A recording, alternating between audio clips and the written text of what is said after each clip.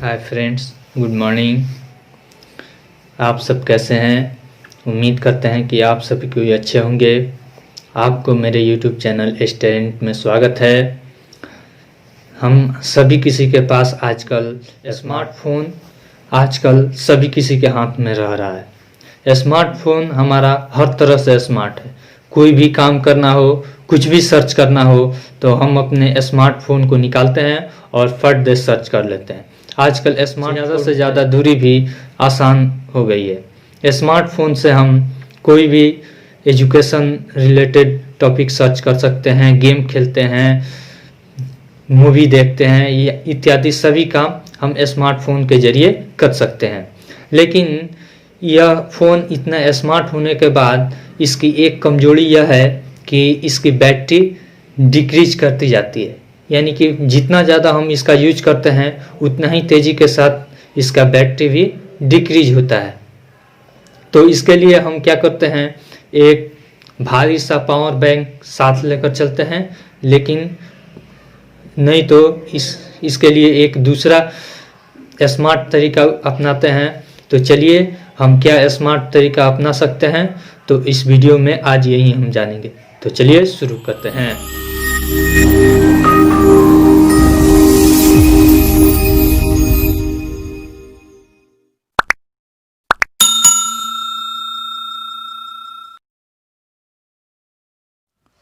अपने स्मार्टफोन की बैटरी को बचाने के लिए हम स्मार्ट तरीका क्या क्या अपना सकते हैं। फर्स्ट में हम क्या करते हैं कि हम अपना ब्लूटूथ इत्यादि ये सब चेक करते हैं। ब्लूटूथ, NFC, वाईफाई, लोकेशन ये सब ऑन है। बेकार में जब ये ऑन रहता है तो इसे हम ऑफ़ कर देंगे। जैसे में यहाँ पे है हमारा ब्लूटूथ है, बेकार में ऑन है, इसे ऑफ़ कर देंगे। वाईफाई बेकार में ऑन है, इसे ऑफ़ कर देंगे। फिर ऑटो रोटेट है, इसे भी हम ऑफ़ कर देंगे। यहाँ पे हमें जब मोबाइल की ज़रूरत है, लोकेशन भी ऑन रहता है, जब हमें ज़रूरत है तभी इसका यूज़ करेंगे। और केवल अभी हमें मोबाइल डाटा का ज़रूरत है तो इसे हम चलने देंगे। तो इस तरह से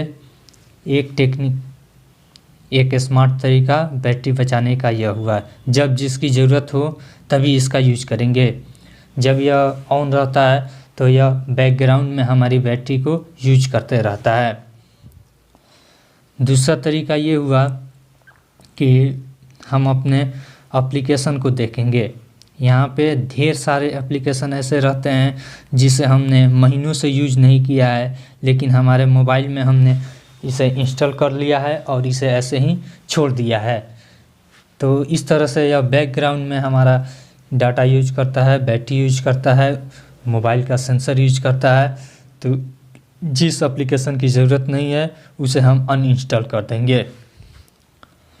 फिर तीसरे नंबर पे हम क्या तकनीक अपना सकते हैं। तीसरे नंबर पे है ब्राइटनेस। ब्राइटनेस पे हम जाने के लिए हम सेटिंग में जाते हैं। सेटिंग में हम गए। सेटिंग में जाने के बाद हमारा आता है यहाँ पे नोटिफिकेशन एंड स्टेटस बार, उसके बाद डिस्प्ले एंड ब्राइटनेस है। डिस्प्ले और ब्राइटनेस को हम ओके करते हैं। यहाँ पे है हमारा auto brightness. Auto brightness on है।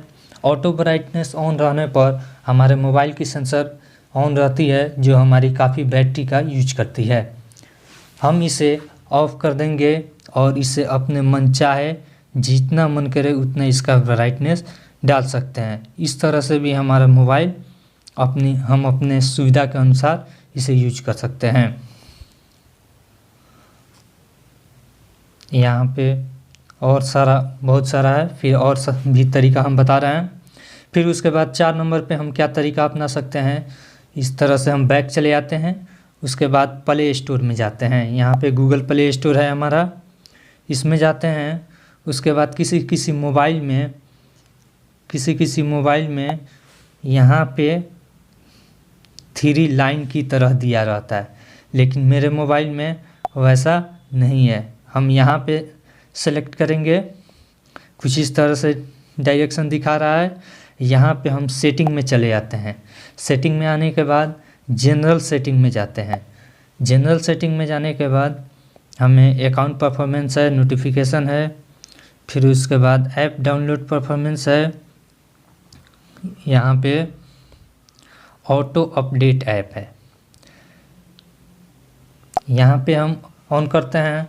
यहाँ पे ऑटो अपडेट में ओवर एनी नेटवर्क, फिर उसके बाद ओवर वाईफाई ओनली, उसके बाद दिया है 3 नंबर पे डोंट ऑटो अपडेट ऐप। इसे हम ओके कर देंगे और डन कर देंगे।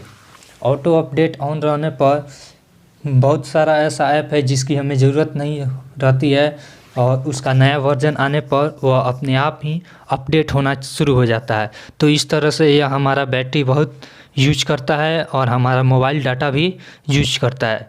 तो ये एक स्मार्ट तरीका हम यूज करके अपने बैटरी को बचा सकते हैं। इसे डन कर देते हैं।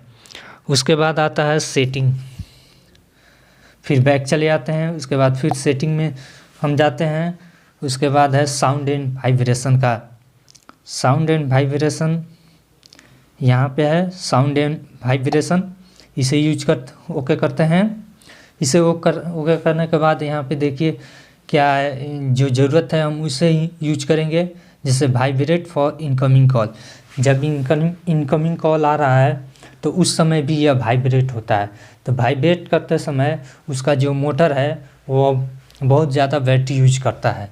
तो हमारे जब इनकमिंग कॉल आ रही है, जब टोन बज रही है, तो वाइब्रेट की ज़रूरत ही नहीं है, तो इसे हम ऑफ़ कर देंगे। फिर उसके बाद वाइब्रेट ऑन साइलेंट, जब साइलेंट हो तभी वाइब्रेट करे, ये ठीक है। फिर उसके बाद जितना ज़्यादा वॉल्यूम रखने की भी ज़रूरत नहीं है, इसे कम कर सकते हैं। फिर उसके बाद यहाँ भी हम कर सकते हैं। फिर उसके बाद अलार्म भी जितना ज़रूरत हो उतना ही हम रखेंगे। ज़्यादा लाउड करने पे यह भी बैटरी ज़्यादा यूज करता है। इस तरह से हम और भी सिस्टम फीडबैक में चले आते हैं। उसके सिस्टम फीडबैक में है आपको डायल पैड टून है, इसे भी ऑफ कर देते हैं। फिर उसके बाद टच साउंड है, ये भी बेकार की है। ये सभी हम वाइब्रेट ऑन टच है। फिर स्क्रीन शॉट साउंड है, ये रहने देते हैं। फिर उसके बाद फिंगरप्रिंट एनिमेशन साउंड है, ये भी कोई ज़रूरत नहीं है। डिलेशन साउंड है, ये भी ज़रूरत नहीं है।